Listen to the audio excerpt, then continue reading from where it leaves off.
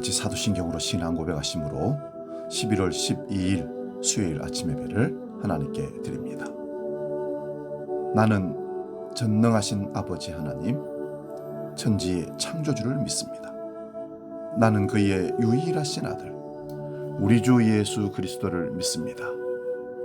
그는 성령으로 잉태되어 동정녀 마리아에게서 나으시고 본디오 빌라도에게 고난을 받아 십자가에 못 박혀 죽으시고 장사된 지 사흘 만에 죽은 자 가운데서 다시 살아나셨으며 하늘에 오르시어 전능하신 아버지 하나님 우편에 앉아 계시다가 거기로부터 살아있는 자와 죽은 자를 심판하러 오십니다.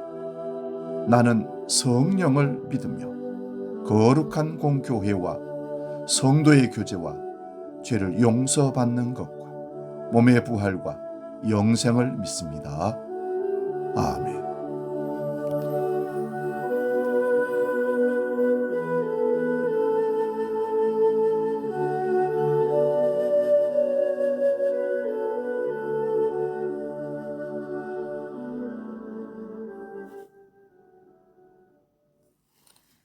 찬송가 211장 값비싼 향유를 주께 드린 함께 찬송합니다.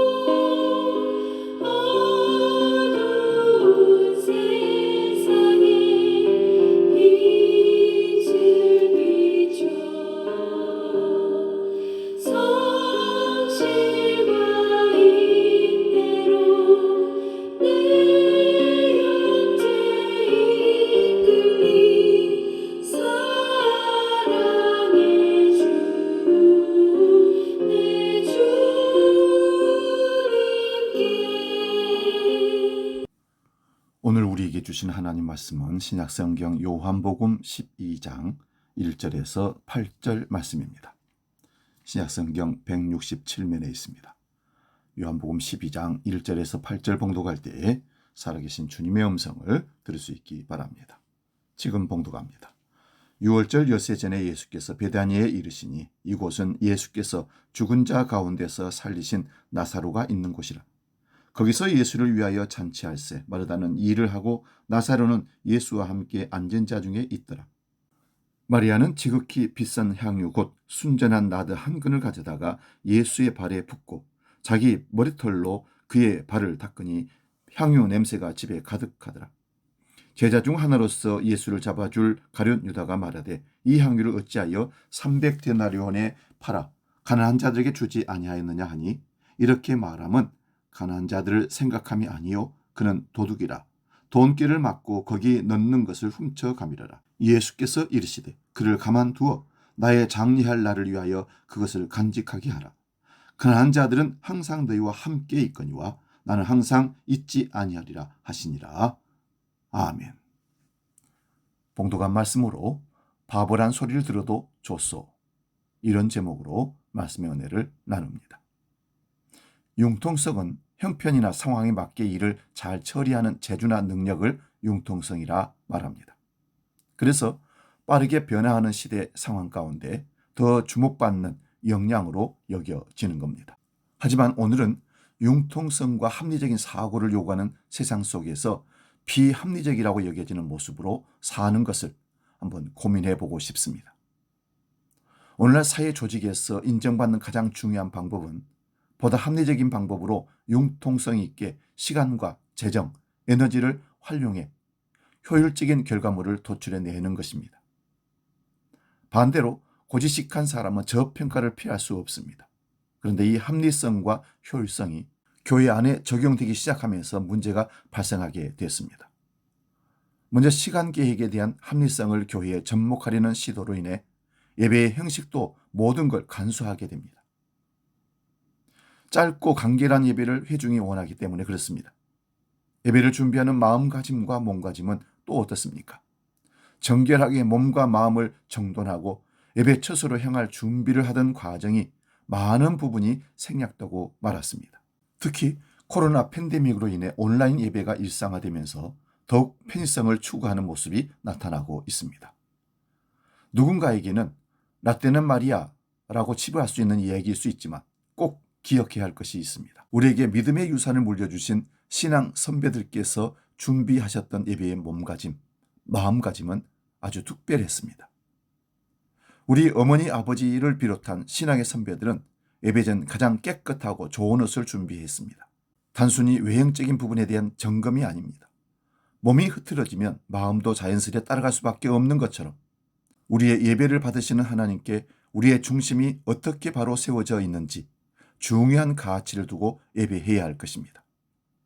경제적 소비에 대한 부분도 빼놓을 수 없습니다. 주님께 드리는 예물에 대한 의미가 점차 흐릿해지는 안타까운 현실을 바라보게 됩니다. 예물이 헌금이 융통성과 합리성이라는 이름으로 덮여버리는 모습이 바로 그것입니다. 생활 경제의 중요성이 최우선순위로 여겨지는 자본 만능주의가 세상을 덮어버렸습니다. 하나님께서는 우리에게 돈을 달라고 요구하시는 분, 돈을 필요로 한 분이 결코 아니십니다.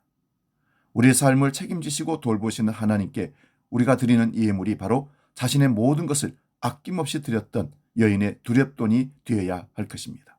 교회의 재정 역시 주님의 뜻에 가장 합당한 쓰임보다 합리성, 융통성에 더 중점을 두고 쓰여진다면 이는 결코 교회를 향한 하나님의 뜻이 아닐 것입니다. 마리아가 예수께 부은 나드 한 근의 가치는 노동자의 1년 연봉에 해당하는 300데나리온이었습니다. 이 값비싼 향수를 깨뜨린 것에 대해 가룟 유다를 비롯한 다른 제자들도 융통성 없는 행동이라며 문제를 제기합니다. 그러나 마리아는 죽음과 생명 앞에서 물질의 가치에 우선을 두지 않았습니다. 심지어 자신의 머리털로 남의 발을 씻기는 것은 노예의 행위임에도 불구하고 생명의 주관자 대신 예수님 앞에 철저히 굴복하는 겸손을 본문 3절에서 보이고 있습니다. 본문 7절을 봅니다. 예수께서 이르시되 그를 가만두어 나의 장례할 날을 위하여 그것을 간직하게 하라. 결국 깨닫지 못하는 때에도 예수님의 장례를 예비한 마리아의 헌신에 예수님은 그를 칭찬하십니다. 세상의 합리성과 융통성이 중요한 가치가 된 이 시대에 주님이 원하시는 천국의 방식은 가장 비합리적인 방식일지도 모릅니다. 하지만 하나님의 뜻을 구하고 따르는 진정한 그리스도인이라면 어떻게 살아가는 것이 주님께 칭찬받는 신앙인으로서의 삶인지 명확하게 알고 실천해 나가야 합니다. 혹 세상의 누군가에게 바보라는 소리를 듣게 되더라도 말입니다. 세상적 가치로 볼 때는 가장 융통성이 없고 비합리적 삶을 가치로 삼고 살아가신 분, 바로 그런 모습의 예수님을 더욱 닮아가는 저와 여러분 되시기를 축원드립니다. 기도하겠습니다. 거룩하신 아버지 하나님, 신앙의 삶에는 융통성이나 합리성을 강조하기보다 주님을 향한 사랑, 하나님에 대한 헌신의 마음이 가장 중요하다는 사실을 깨닫게 해주시니 감사합니다. 누구는 허비한다고 말했고 누구는 예수님의 장례를 준비한다고 가치 있는 행동이라고 말씀을 했습니다. 우리는 합리성과 융통성 앞에 어떤 결정을 할 것인지 신앙적 판단을 갖게 하시고 하나님이 기뻐하실 일을 먼저 생각하는 믿음의 중심을 제대로 갖고 살아가는 하나님의 사람들로 살게 해 주옵소서. 이제 주기도록 기도합니다. 하늘에 계신 우리 아버지, 아버지의 이름을 거룩하게 하시며 아버지의 나라가 오게 하시며 아버지의 뜻이 하늘에서와 같이 땅에서도 이루어지게 하소서. 오늘 우리에게 일용할 양식을 주시고 우리가 우리에게 잘못한 사람을 용서하여 준 것 같이 우리 죄를 용서하여 주시고 우리를 시험에 빠지지 않게 하시고 악에서 구하소서. 나라와 권능과 영광이 영원히 아버지의 것입니다. 아멘.